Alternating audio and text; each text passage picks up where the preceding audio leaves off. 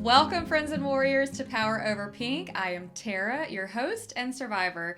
Today, on this episode, I have my beautiful friend Leslie with me. Welcome, Leslie, to the show. Thank you. I appreciate being here. I'm so happy to have you. I know we kind of went back and forth on when to schedule, so everything's in perfect timing. So I'm glad that it aligned and you're here today because I know you've got a wonderful story to share. So tell me a little bit about yourself before we jump into it.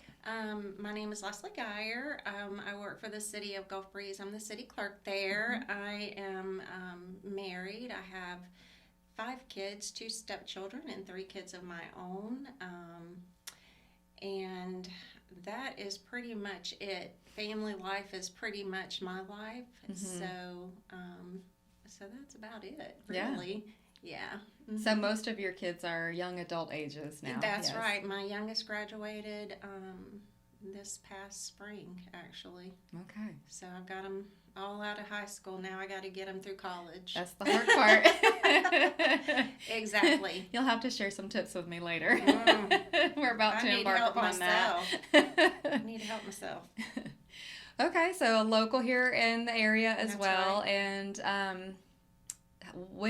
how long has it been since your diagnosis? I was diagnosed on March the 4th, 2021. And I ended my treatment on October the 14th of 2021. Okay, that was a long journey. Mm-hmm. So tell me what your full diagnosis was. I had invasive ductal carcinoma Insitu with triple negative cancer, and my Ki-67 score, which is how fast your cancer cells grow, was 70%. So it was very aggressive, and I was very surprised when I heard it was triple negative. So, any family history? Nope. We did a BRCA test, and nothing came out from that. And but it does make me worry about my sister and my daughter, and so. But I just have to let it go, and always know what to watch for. Absolutely, absolutely. So, with your, tell me a little bit about your treatment plan. What did that look like? My treatment plan was, when I found out, it's kind of a crazy story, but my treatment plan was the AC treatment, which was 4 of those every 2 weeks, and then 12 rounds of the Taxol treatment. Okay. And I didn't have to do radiation, and I didn't have to take any other medication. I went aggressive and did a full both sides, and so I think that was what I didn't have to do the radiation. Okay. That's a great decision, I think. Yeah, I think so too. How hard was the surgery? The surgery was very hard. I remember waking up and just having a pain no other. I mean, because... So yeah, I agree that having that mindset and knowing that you did all that you could your first round is so very important, and just kind of making that big hard decision to have the mastectomy, kind of the reoccurrence rate and all the things just kind of lets you live a little more free. I did not have the option of doing that just yet because of my diagnosis, but if it ever comes back, I already know that that's what I'm doing. Immediately, no questions asked, because I'm not trying to play around with this anymore either. So tell me how you found. Did you find anything first? Okay. It's kind of a funny story. Not funny, but it was just kind of, I think it was God's will for me to find it the way I did. I was laying in bed on my iPad. My husband was asleep beside me, and I kept itching on the left side. And it just happenstance that I just happened to itch right there, and I felt the knot.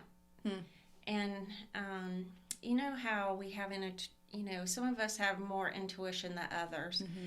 But when I felt it, I knew right away that it was bad, because all the things you read and, getting mammograms every year, I'm not one of those people that can talk it away. I'm one of those people, I'm just going to. So I woke my husband up and I said, I found a lump. And he said, okay, good night. So the next, so this was on a Thursday. I had just back up in December of 20, I had surgery on my finger. Mm-hmm. Okay, so I was going to physical therapy in January and February for my finger. And I had physical therapy that Friday morning. And I just remember sitting there, tears running down my face, because I just had a bad feeling. Just a gut feeling. Mm-hmm. And then on Monday is when I called, and my doctor got me in on Tuesday, and everything after that went pretty quick. Yeah. But the crazy thing is, I had done some research online before I went to her, Mm-hmm. and so I looked at different pictures. So when I saw the ultrasound they were doing and what it looked like, it matched what I saw. Oh, wow. Yeah, and so then they found it, and then, but even before that, that Saturday, I was reading that if you some other ways you can tell is your skin will dimple. Mm-hmm. So I get out of the shower Saturday morning and I look in the mirror, and lo and behold, my skin is dimpled in. Okay. Right where the knot is. Wow. I mean, it was like just as plain as day. Hmm. And so that's why I just had that bad feeling that Yeah. it was not good. Hmm. So Not good, but Mhm. manageable. that's with right. the right treatment. Mhm. So not good because the battle ahead, I think. So Yeah.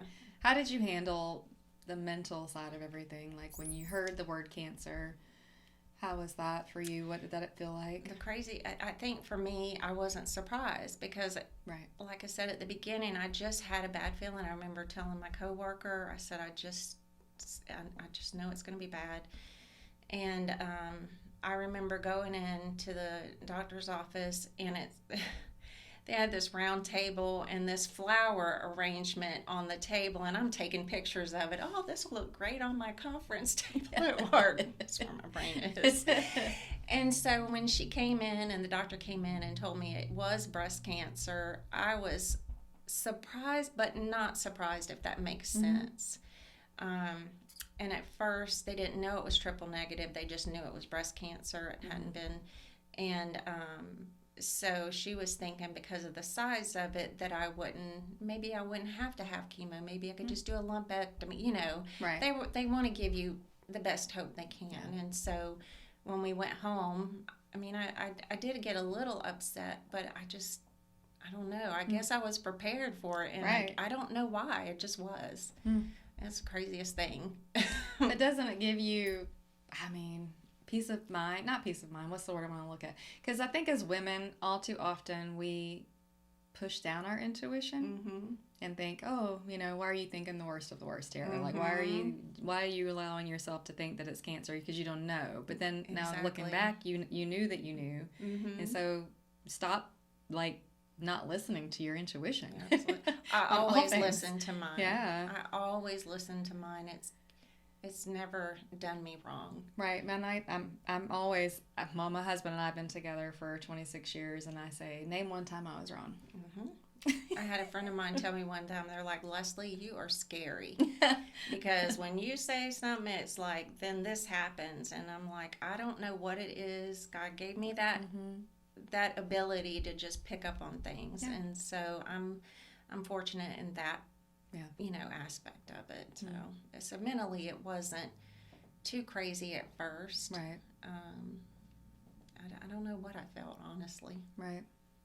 Well, I mean, it's a scary battle ahead, so it's kind of the unknown, the unknown of what it's going to look like and what it's going to feel like and what chemo is going to do, and if you're going to be able to face all the chemos. And how was your physical reaction to all the treatments?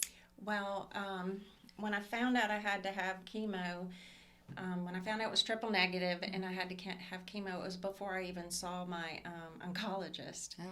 And I'm sitting at work, and I called the nurse, and she told me what it was, and so I sat on my work computer and I pulled it up, and then I saw chemo. And it just happened that our chief of police walks in to bring me some, and I lost it. Yeah. I mean, wailed, lost it, and the poor man's just sitting there. I just couldn't. the treatment itself, the AC treatments, was really hard on me. I would get my treatment, and I remember the first one coming home, laying and on the couch and sleeping, then going in on Saturday, and I felt so bad. I remember crying in the car because I just felt so bad. And so, and I would, after treatment, I would be down for about 5 days. And then usually the following Monday, I would start feeling better. But as each treatment went on, it's on top of each other, on top of each other. And by the third one, it started to really take a huge toll on me. Of course, I lost my hair about 12 days after the first one. That's fast. Yeah, and then after my fourth one, I had to have a blood transfusion. I was so sick I couldn't barely get up because my heart would just race. And that was the last one, but it did take a toll on me at the very end, for sure. I haven't heard that, of having to get a blood transfusion. I had to get one. My cells were just so low that they ended up having to give me blood. Did it make a big difference? That's good. Yeah, it did. Sure did. So, no, Taxol wasn't that hard on me. In comparison to that. No, I mean, I got the crazy toes where you got the neuropathy. And my fingernails turned black, and I lost my eyelashes and my eyebrows and all that fun stuff. But in general, health-wise, as far as being able to go to work, I was able to go to work. Nice. Through treatment, through that part of the treatment. Yeah. Were you able to stay home for the first 4? That's good. Yeah, I had enough sick leave saved up that I was able to take 6 weeks off for my surgery, and then another 2 months off for the AC treatment. That's wonderful that you have a job that supported you and that helps out so much when you have that support. I did. I'm very fortunate. Because your body really needs that time to fight. I mean, it's so difficult. I know. It was crazy. And having a good support system was, a key. You know that. Yeah. And my husband definitely held down those vows, in sickness and in health. That man took such good care of me through my whole journey. He went to every doctor's appointment with me and just, took care of me. Did it make you love him in a different way? Yes, it did. I just made me appreciate how lucky and fortunate I was. Yeah. Because, you read in some of the Facebook groups, these poor women, things that they go through, and your heart breaks for them. Yeah. And at the end of the day, I always tell people, I never did say, why me? Because I knew my situation could have been worse. Right. You know what I mean? I could have not had the nipple sparing, or I could have a husband that didn't support me, or a job that fired me. I mean, there are so many things that could have happened, but didn't. And so I consider myself fortunate. Yeah, you were very fortunate, very blessed along the way. And me too. I mean, very, very fortunate. I know that that's not the story for everyone, but do try to find the blessings in your own journeys too, because each of us do have blessings even in the hard. That's right. Always. And I tried to see, see mine every day. I don't know about you. How did it affect you? And I know you're supposed to do the interviewing, but how did it affect your kids? Oh, I actually want to do a show on that one Me too. aspect, because I thought that they were handling it well. Everybody puts on a brave face, but my daughter was 13 and middle school, and we had moved, and there was a lot of layers, and I didn't find out till probably a year after everything that how hard it was on her. She thought I was dying, and so she actually had turned to some substance abuse. Oh, gracious and Lord. Was getting it from friends at school, and totally out of character. And so we had to jump from my cancer battle into another battle, and I'm thankful that she's doing wonderful now. But I think hindsight, I probably would have put them in some sort of counseling or had some sort of outlet for especially girls, because I mean you're just so close, and she even tells me like I'm her everything, and she thought I was dying. So I had mentioned on another show like at her age, if you really think of all the Disney movies and all the kid movies and all the mamas and the movies that die of cancer, That's and right. it's a very constant theme. And then everyone in our family who has had cancer, unfortunately, has not made it. Not breast cancer, but just cancer in general. So even we have lost 2 dogs to cancer. So in her world, cancer equals death. That's right. And so, you know, even though I was obviously open and talking and asking, it wasn't enough. She was putting on a brave face for me. So tell me about yours. My daughter was she was a freshman in high school. My son was a sophomore. My kids, my ex-husband and I always split custody, so my kids were with me 1 week, so off one, on one. And for my surgery, I couldn't keep them at all. They would come visit me on the weekends, and then so they pretty much lived with their dad the whole time, and that was really hard for my baby girl. She took it really hard. In fact, I remember when having no hair and my husband driving me over there to pick her up at her dad's for the weekend, and getting out of the car, and she looks at me and then turns around and goes back in the house. And she comes back out a few minutes later, and you could just tell, I could tell that she had been crying. And her dad told me while she was in the house that she was having a hard time with me with no hair, because to her that made me look sick. Right. You know, and so when she got in the car, I talked to her about it, and she said, Mom, I'll be fine. It was just the shock of it all.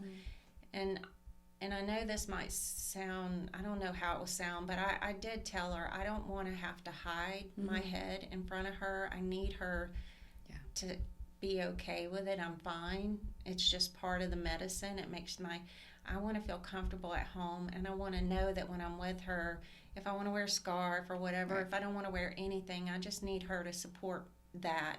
Right. And she did. She was wonderful, but she took it the hardest, for sure.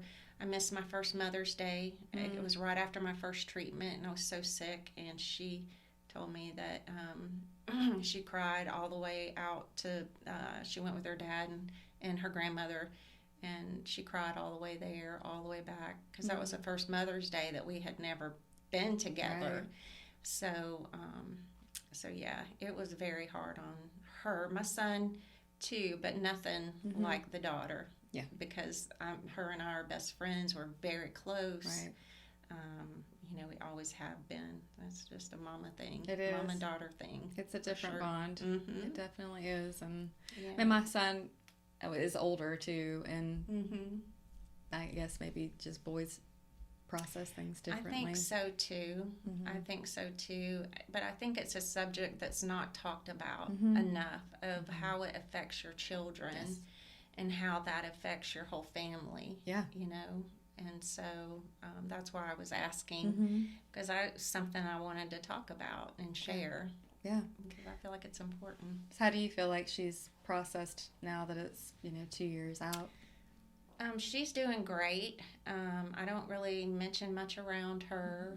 When I get my scans, I don't want her to worry, because she is a super worrier. So I'm always positive. I don't, life has gone on in her little world. And so, and that's how I want it to stay. Right. I don't want her to, because she asked me one time, are you going to die? And I'm like, no. I'm not. Right. I'm not going to. I'm not going to die. I just didn't think that. I never thought that.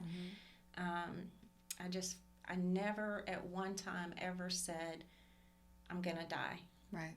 I didn't want to think like that. And I never let myself do it. Because that mindset will bring you down so fast. Yes, the mental game is so hard, but you have to stay positive, and that mindset is the only way to make it through. Yeah, the mental game for me came after. Okay. After treatment. Tell me about that. That is, you go through all this, you're in hospitals, test. I've had 3 or 4 surgeries. And then all of a sudden, nothing. and you look around one day and it's like, okay, I'm done. Now what? Now what? And it took me a good year to even start feeling like myself. But that I went into a depression. I was depressed. I didn't feel like myself. Yet I still wasn't up to par in health wise. You know, I was still out of breath all the time, and so it took me a while to work myself out of that. But I think it was I just finally started processing everything that had happened. Right. Because I didn't do it because we're in fight mode. Right. I was in fight mode the whole time. I didn't have time to feel sorry for myself or be depressed. I was just trying to stay alive and to make it through the treatment. And so I've heard that from other women too, that it was not during the treatment, it was really afterwards when you're done, and you have time to sit and think about exactly what you just went through. Yeah. I can relate to that on every level, because you face it because you have to, and you do it because you have no other choice, and you fight it, and you're in fight mode, and then you're like, now what? And I've had multiple people tell me about the depression afterwards too. I didn't ever have like full on depression, but definitely not myself at all for months and months. I think for me it was the looking in the mirror and wondering who the heck that was looking back at me. That's not me. I know. So who is this new person? I know. And she's so tired all the time. And we don't have the stamina we used to have. It is a long-term effect on us. Yeah. For sure. I'm not the same person I was 2 years ago. No. Would you say you're better for going through cancer? Yes. I feel more closer to God. I feel more I try to greet each day with love in my heart. I try to just be thankful for everything that I have and not take anything for granted. And I think, that's basically all I can do, but like you said, we don't have the stamina we used to have. About 2:00 every day is when I'm like, it's true. Yeah, you understand what I'm saying, right? Yes, I do. I actually ate some chocolate before you came because I was like, oh, I'm getting kind of sleepy. I need a pep. It's hard. It is hard. It's so hard.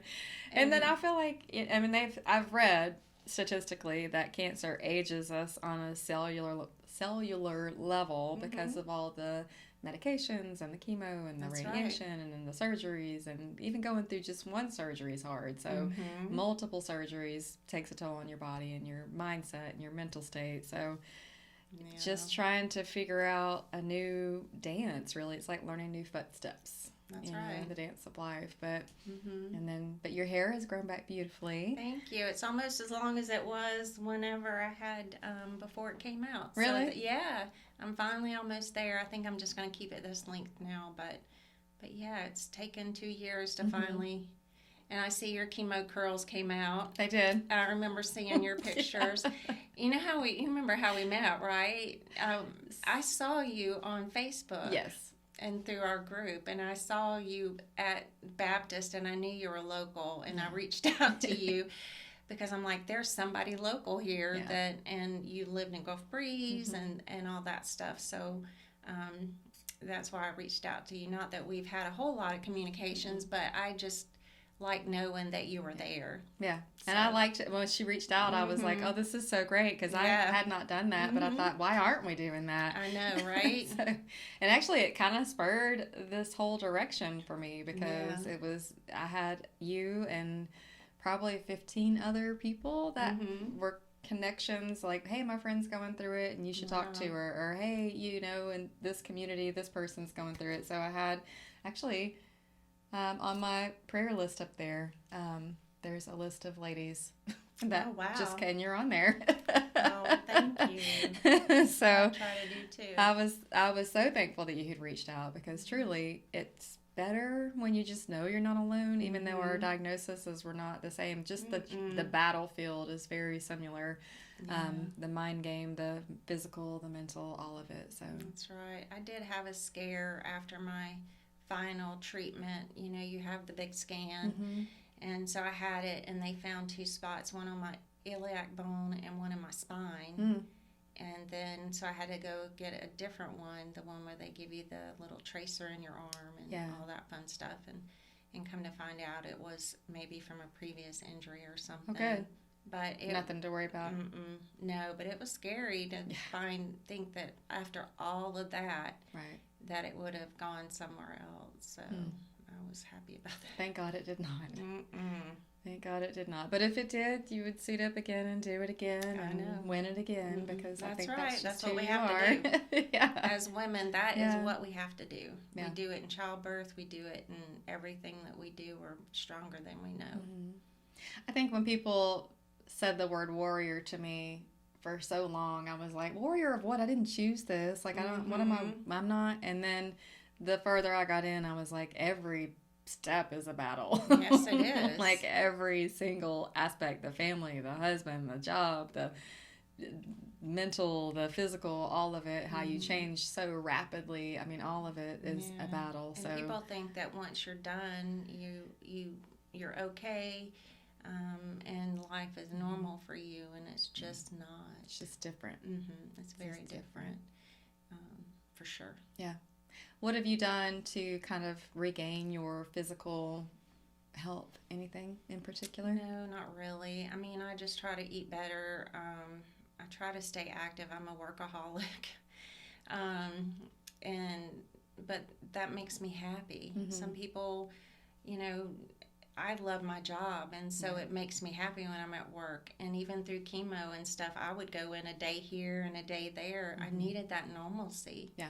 And so, and then, my husband and I, now that the kids are all grown, now we're starting to try to do some more traveling. Nice. And I want to find a little hobby. I haven't figured out what that's going to be yet. I'm like, do I want to knit? Do I want to sew? What do I want to do now that I have time? But physically, I'm not an exerciser. I'm just not.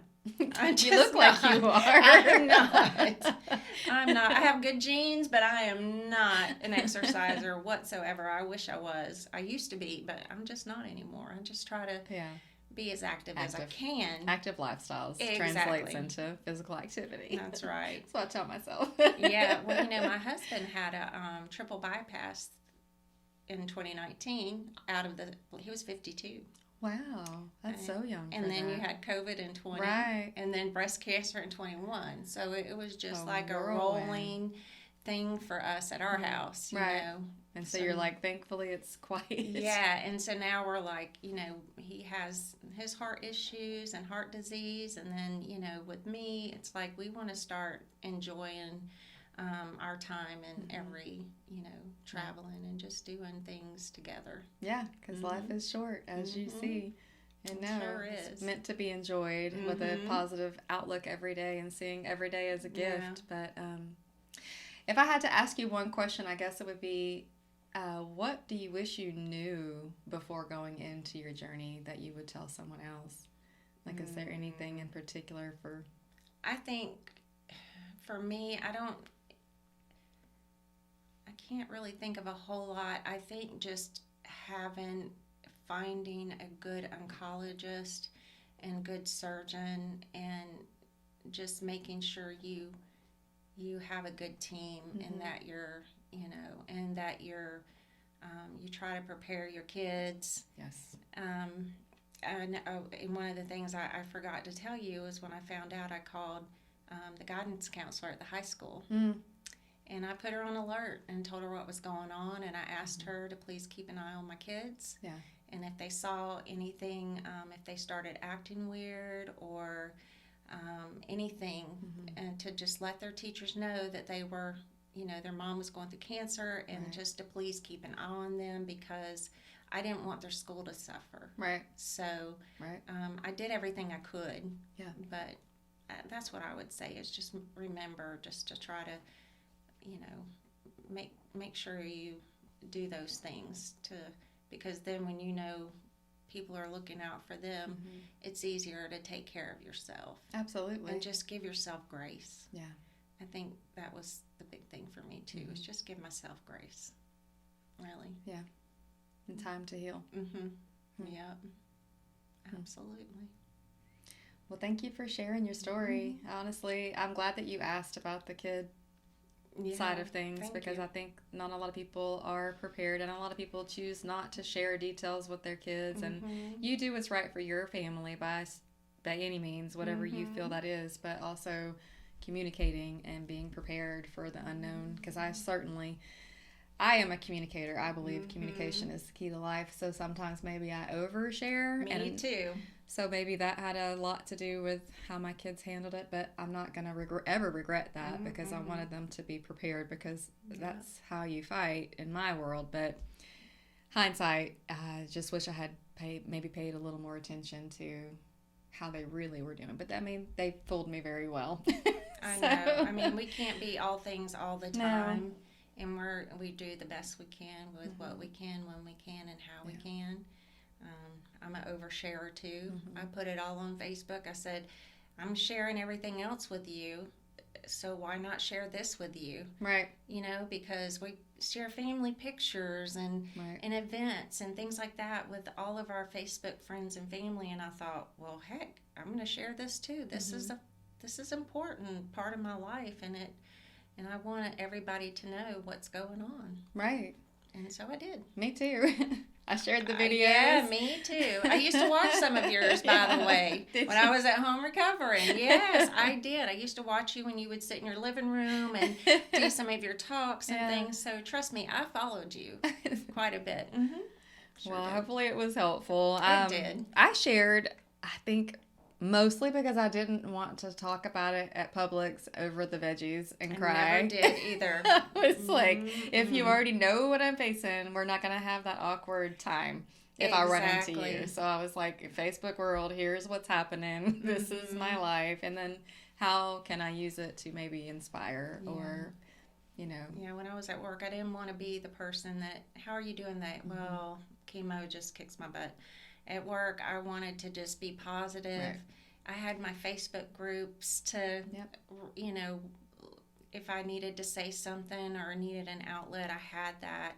And I think maybe that, back to your question, is reach out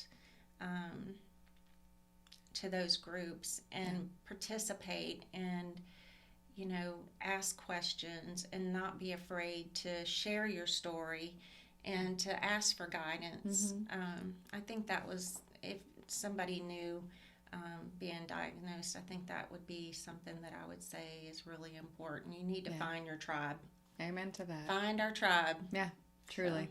So, all right. Well, I'm going to wrap it up and just say thank you so much for being brave and sharing. You're beautiful. Your joy just is so evident. And I'm just so thankful that you're still here. And you fought and you won. And you too. And I'm so glad that we met and that we've crossed paths, and I'm really just looking forward to continuing to know you. Absolutely. All right. Well, you guys stay tuned for some more episodes, and God bless you.